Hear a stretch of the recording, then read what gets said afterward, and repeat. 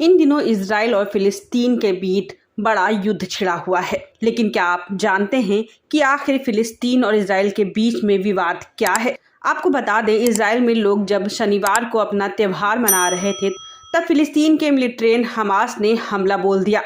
Israel और Hamas के बीच इस समय युद्ध छिड़ गया, जिसमें 1000 लोग मारे गए।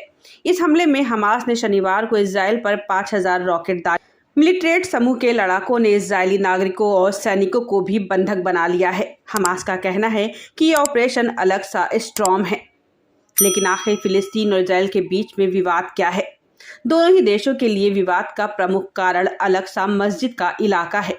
ये 35 एकड़ में फैला है, लेकिन ये 35 एकड़ सिर्फ जमीन का टुकड़ा नहीं है, बल्कि इस्लाम और यहूदी दोनों ही धर्मों में बेहद पवित्र जगह है।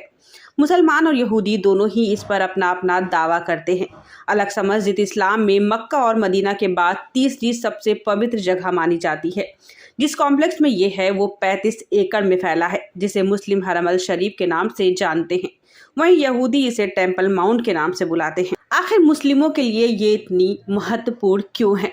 हरम अल शरीफ में मुस्लिमों के लिए 2 पवित्र स्थान हैं, अलग-सा मस्जिद और दूसरा डोम ऑफ रॉक। अलग-सा की तस्वीरों को जब आप देखेंगे तो एक गोल्डन रंग का गुंबद दिखेगा।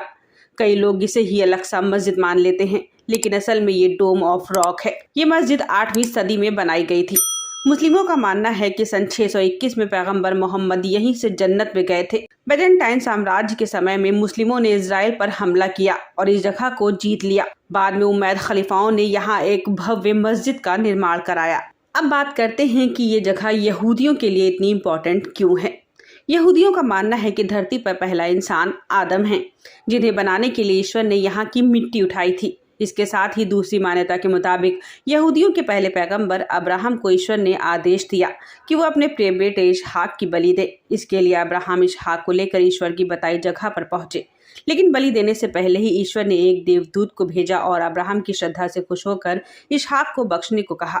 इसकी जगह ईश्वर ने वहां मौजूद एक भेड़ की बलि चढ़ाने को कहा। यहूदियों का मानना है कि ये घटना उसी टेम्पल माउंट पर हुई।